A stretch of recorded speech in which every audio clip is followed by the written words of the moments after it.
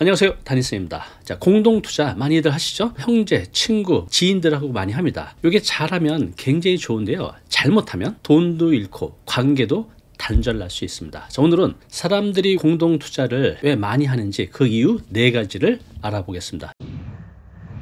첫 번째는요, 고수익의 유혹입니다. 우리가 이제 공동투자를 보통은 아는 지인끼리 하는데 생판 모르는 사람하고도 많이 합니다. 요즘에 이제 유튜브 통해서도 많이 하고 있습니다.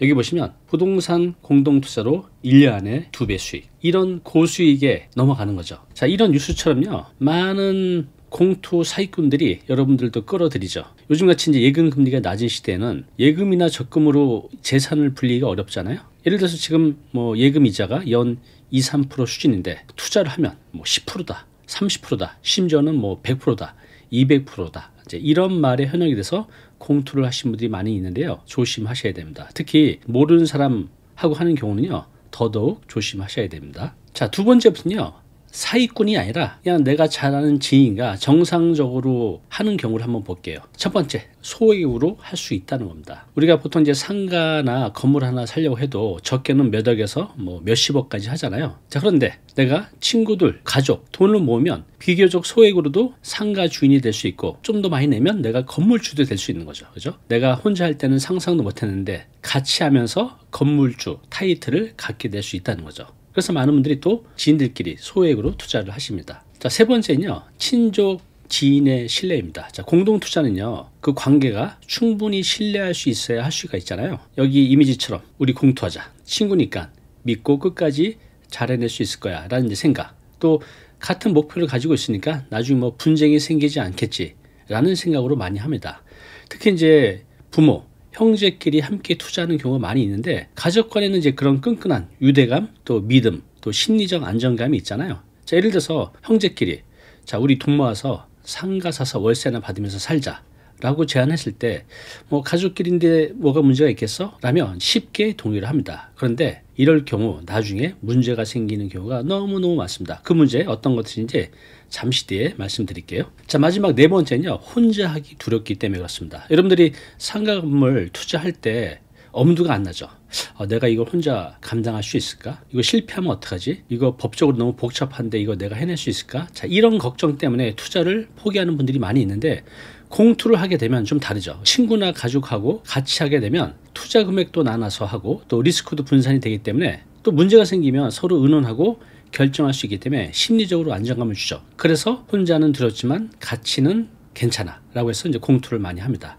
자, 이렇게 4가지 이유 때문에 공투를 많이 하는데, 이렇게 시작한 것들이 잘 되면 좋은데 잘못되면 굉장히 힘들어질 수가 있습니다. 자, 뉴스 기사 볼까요? 부동산 일타 강사의 몰락, 공동투자로 수익 내렸다 전국 각지서 고소장 받아. 여기 보시면 최소 689명에게 300억대의 피해를 입혔다고 합니다. 유튜브로 유혹, 요즘 유튜브로 사기꾼들이 여러분들을 많이 유혹을 하고 있습니다. 경매학원 사기 극성, 1회에서 6월 경매물건 5만 건 3년 새 최대. 그래서 이렇게 경매 관심이 늘면서 사기꾼들이 유튜브를 통해서 여러분들을 꼬시고 있으니까요, 조심하셔야 됩니다. 이거 말고 정말 내가 신뢰할 수 있는 가족, 또 친구, 지인들하고 할 때는 이런 사기를 당할 일은 없죠. 자, 그런데 앞서 말씀드린 대로 관계가 틀어져서 돈도 잃고 관계도 잃을 수 있습니다. 그게 어떤 경우인지 지금부터 하나씩 알아보겠습니다. 지금부터 제가 6가지 사례를 말씀드릴 텐데요, 제가 상담하면서 매번 만나는 사례예요.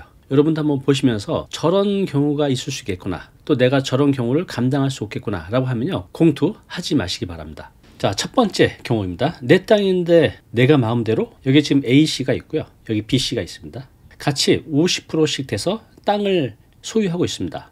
자, 그런데 이 A씨가 어느 날, 여기 이제 컨테이너거든요, 컨테이너를 여기다 설치했어요. 그리고 자신의 물건을 보관하기 시작했습니다. 또 심지어 이 창고의 일부는 임대를 줘서 임대료까지 받고 있었습니다. 자, 나중에 이 B씨가 이 사실을 알게 됐어요. 그래서 따졌죠. 아니, 내 집은 50% 절반인데 왜 나랑 상의도 없이 마음대로 컨테이너를 갖다 쓰냐 라고 항의를 했는데, 이 A씨가 무슨 말이냐, 내 집은 50%니까 내 50% 내에서 내 마음대로 한 건데 이거 갖고 왜 뭐라고 하냐 라고 이제 서로 다툼이 생겼습니다. 충분히 일어날 수 있는 일이죠. 자, 이럴 때 법적으로는 어떻게 될까요? 네, 이렇게 됩니다. 자, 민법상 공유자는 자신의 지분에 따라서 공유물을 사용 수익할 수 있습니다. 자, 그렇지만 다른 공유자의 동의 없이 독점적으로 사용하거나 임대하면 부당이익 등을 청구 당할 수가 있다는 겁니다. 자, 그래서 실제로 이 B씨가 A씨에게 소송을 제기했고, A씨는 자신이 받은 임대료 중 B씨 지분에 해당하는 금액을 반환해야 했습니다. 이 공유물은요, 공유자 전체의 재산이에요. 각자 재산도 있지만, 그래서 단독으로 사용하려면 반드시 다른 공유자에게 동의를 얻어야 됩니다. 이 과정 없이 하게 되면 이제 이런 문제가 생기는 거죠. 이 둘의 관계는 이것 때문에 완전히 틀어졌겠죠. 그죠? 회복할 수 없이 관계가 틀어졌을 겁니다. 자, 두 번째 사례입니다. 팔아, 안 팔아.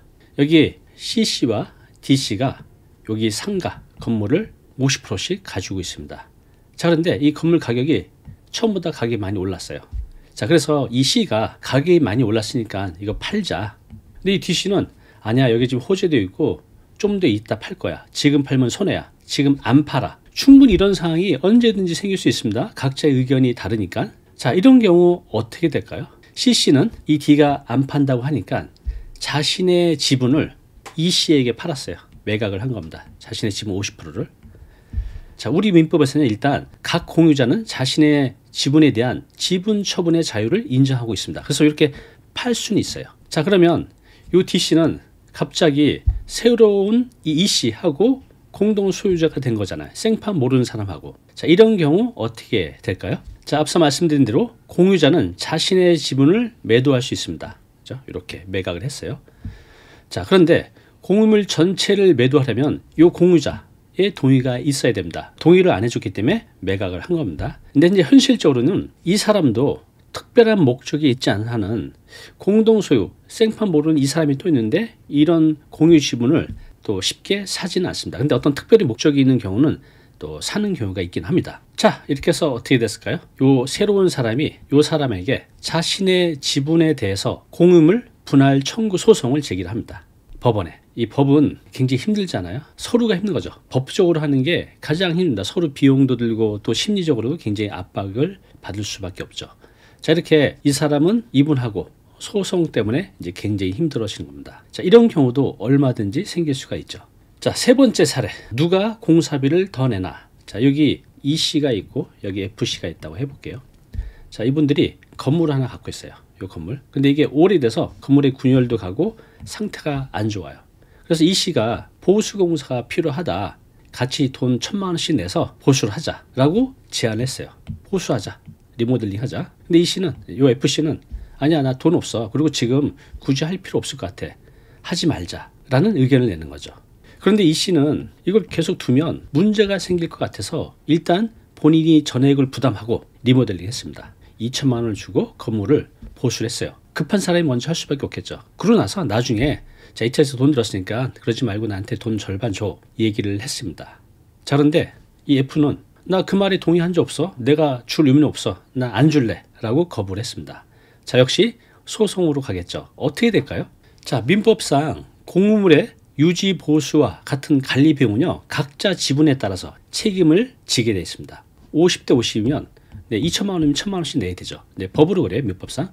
자, 그런데 FC처럼 비용 부담을 거부하는 경우 E씨는 법적으로 비용 분담 청구 소송을 제기를 할 수 있죠. 제기를 했습니다.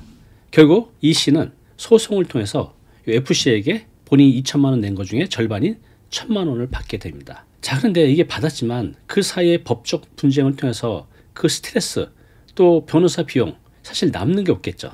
돈 잃고 관계 잃고 이런 경우가 얼마든지 생길 수 있다는 겁니다. 먼저 세 개를 정리해 볼게요. 공동 투자 시 발생할 수 있는 문제.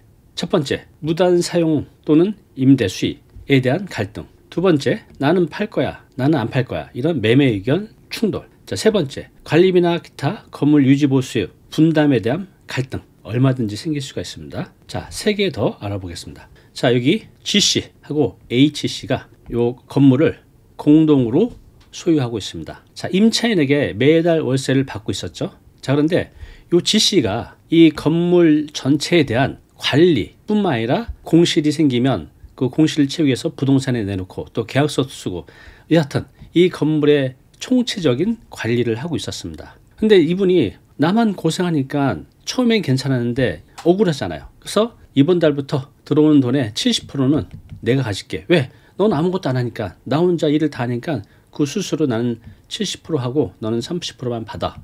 이렇게 얘기를 한 겁니다. 자, 이것 때문에 결국 두 사람은 요건으로 법적 분쟁으로 번졌습니다. 자, 이 경우 어떻게 될까요?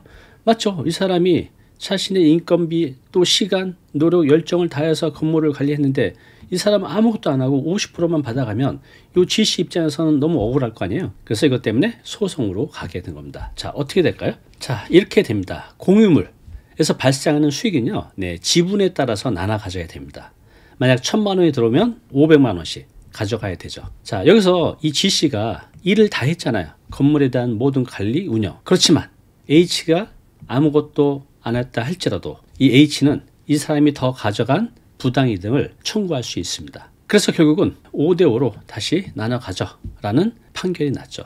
이 G씨는 너무 억울하겠죠. 그래서 만약에 내가 이런 관리 업무를 맡더라도 별도의 보수를 협의하거나 사전에 역할과 보상 체계를 명확히 두지 않으면 이런 상황이 얼마든지 생길 수 있습니다. 처음에는 그냥 친구고 가족이니까 그냥 내가 할게라고 하지만 하다 보면 이게 정말 일이 힘들거든요. 그렇다 보면 쟤는 아무것도 안 하고 그냥 받아가면 가네? 너무 억울한데 내가 좀 더 받아야겠어. 열의 아홉은 이런 상황이 반드시 생깁니다. 그래서 반드시 사전에 이런 부분을 정해놔야 됩니다. 자, 또 하나 사례 보겠습니다. 자, 건물 리모델링 나는 반대세. 여기 이제 IC하고 JC가 있어요. 자, 이렇게 오래된 건물을 공동으로 소유하고 있었습니다. 그런데 이 IC가 건물이 오래돼서 리모델링 하자. 그렇지만 이 JC는 이거 리모델링 큰 돈 해서 해봤자 별 효과가 없을 거야. 돈만 들어가고 그냥 써. 이렇게 결국 두 사람은 의견이 달라서 다툼을 하게 됐죠. 결국 리모델링은 이제 무산이 됐죠. 왜냐하면 이 큰 돈이 들어가니까 이 사람이 이제 일방적으로 하고 싶다 해도 혼자 할 수는 없잖아요. 그런데 건물은 계속 낡아져서 임차인이 하나 두 명씩 떠나기 시작합니다. 자, 이런 경우 법적 분쟁으로 가면 어떻게 될까요? 자, 앞서 말씀드렸듯이 공유물 관리 행위는요, 민법 265조에 따라서 지분의 과반수 동의가 필요합니다. 자, 여기처럼 IC와 JC가 지분 50%씩 갖고 있잖아요. 그래서 둘 중 한 명이라도 반대하면 의사결정이 불가능합니다. 그러니까 50%보다 조금이라도 넘어야 돼요. 50.1 이렇게. 근데 50씩 있기 때문에 어느 일방이 의사결정을 할 수 없다는 겁니다. 자, 결국 이 리모델링이 무산이 되면서 건물의 가치는 점점 하락할 수밖에 없겠죠. 슬럼화되니까 임대 수익도 떨어지고 결국 두 사람 다 손해를 보게 되었다는 겁니다. 자, 마지막 6번째 사례입니다. 자, 땅을 갖고 있어요. 여기에 K씨고 여기 L씨입니다. 여기 땅을 오랫동안 갖고 있었는데 가격이 올랐어요. 자, 그래서 K씨가 이제 땅값 올랐으니까 팔자라고 했고, 이 L씨는 난 이거 절대 팔 생각 없어. 나는 이거 죽을 때까지 갖고 있고 여기서 우리 농사나 지으면서 살 거야. 안 팔아. 이제 이렇게 된 겁니다. 이런 상황을 처음에 약정을 해놔야 되는데 누군 팔고 누군 안 팔고 이런 상황이 생길 수 있다는 거죠. 자, 그래서 이 K씨는 답답한 마음에 앞서도 그런 사례가 있었죠. 자신의 지분만 팔겠다고 했지만 매수자를 찾기 어려웠어요. 이런 상황은 실제로 매수인 찾기가 어렵습니다. 자, 결국 K는 현금화하기 위해서 법원에 공유물 분할 청구 소송을 제기하게 됩니다. 자, 이렇게 되면 어떻게 될까요? 자, 민법 269조에 따라 공유자는 공유물 분할 청구를 할 권리가 있습니다. 자, 그러나 물리적으로 이렇게 나누기 어려운 경우 있잖아요. 뭐 땅이 너무 작거나 모양이 특이하거나 여러 가지 이런 물리적으로 나누기 어려운 상황에서는요, 법원은 경매를 통해서 매각한 뒤 대금을 나눠 가지도록 결정할 수가 있습니다. 법원의 결정에 따라서 이 땅은 경매에 붙여주고요, L씨와 K씨 모두 경매 대금에서 자신의 지분만큼 받아가게 됩니다. 이 L씨는 목표가 가족 농사 짓는 건데 이걸 지을 수 없게 됐잖아요. 또 싸게 팔게 됐죠. 시세보다 경매로 통해서. 그래서 둘 다 손해를 볼 수밖에 없었던 사례입니다. 자, 방금 말씀드린 세 가지 또 한번 정리해 볼까요? 공동투자로 발생할 수 있는 문제, 임대료 독점 문제에 따른 다툼, 리모델링 등 의사결정에 대한 다툼, 공유물 분할 청구 소송, 이런 상황까지 갈 수도 있다는 겁니다. 자, 공동투자는요, 장점도 굉장히 많이 있습니다. 지금 단점을 말씀드렸는데, 그런데 이런 단점에 대해서 서로가 준비가 안 돼 있으면 이런 상황이 거의 90% 이상으로 나오게 될 수밖에 없습니다. 그러면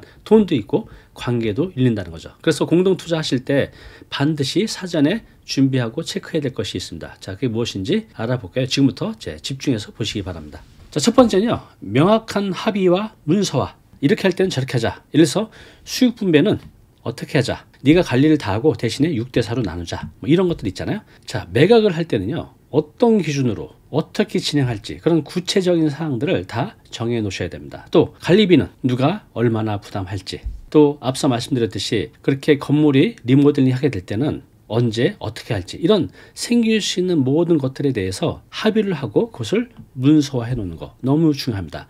이렇게 되면 분쟁의 씨앗을 사전에 다 막을 수가 있습니다. 아까 말씀드린 6가지 사례 다 발생할 수 있는 것들인데, 그럴 때 어떻게 할 것인지 합의, 또 그것을 문서화해 두시기 바랍니다. 자, 두 번째는요, 대표 결정권 설정입니다. 우리가 이제 공투를 하게 되면 그게 2명이든 3명이든 운영 관리를 할 때 2명, 3명에서 똑같이 운영은 현실적으로 어렵죠. 그래서 반드시 대표자를 설정하는 것이 굉장히 중요합니다. 왜냐하면 사소한 결정도 의견이 엇갈리면요 끝이 없습니다. 아주 작은 것 때문에 싸우게 되고 관계가 완전히 틀어지게 된다는 거죠. 자, 그래서 대표자를 지정하거나 또 의사결정 기준을 미리 정해 두시기 바랍니다. 이렇게 안 하면요 100% 다툼이 일어납니다. 자, 마지막 세 번째는요, 법률 전문가의 상담을 받자. 둘이서 이런 경우를 어떻게 하지 판단이 안 되시면 반드시 법률 전문가와 상담을 받으시기 바랍니다. 복잡한 법적 문제가 생길 수 있고 이것 때문에 다툼이 생길 수 있습니다. 특히 앞서 말씀드린 매각, 또 임대차 계약, 또 지분 분재, 자, 이런 상황에서 어떻게 할지 전문가에게 미리 조언을 받으시기 바랍니다. 자, 공동투자 시 반드시 체크해야 될 3가지 다시 한번 말씀드릴게요. 명확한 합의, 그리고 그것을 문서화하는 거, 대표자를 설정해 두자, 잘 모르는 것에 대해서는 법률 전문가 상담을 받자. 이 부분 꼭 체크하시고 공투를 하더라도 이렇게 시작을 하시기 바랍니다. 자, 지금까지 공동투자의 매력, 위험성, 체크해야 될 것에 대해서 말씀드렸습니다. 자, 공동투자는요, 앞서 말씀드렸듯이 장점이 분명히 존재합니다. 잘하면 너무너무 좋아요. 그렇지만 우리 가족, 내 친구, 내 지인끼리 했다가 이런 것들을 잘 정해두지 않으면 거의 90% 확률로 관계가 틀어지게 됩니다. 자, 우리 시청자분들 중에서도 공동투자로 이런 어려움, 또 이런 곤란함 겪은 적 있으시죠? 있다면 어떻게 해결했는지 아래 댓글로 소중한 경험 남겨주시기 바랍니다. 자, 오늘 내용 너무 중요한 내용이죠. 영상 보고 나면 잊혀지잖아요. 자, 자료 무료로 제공하고 있습니다. 이 자료, 요거 받고 싶은 분들은요 아래 링크로 신청하시면 됩니다.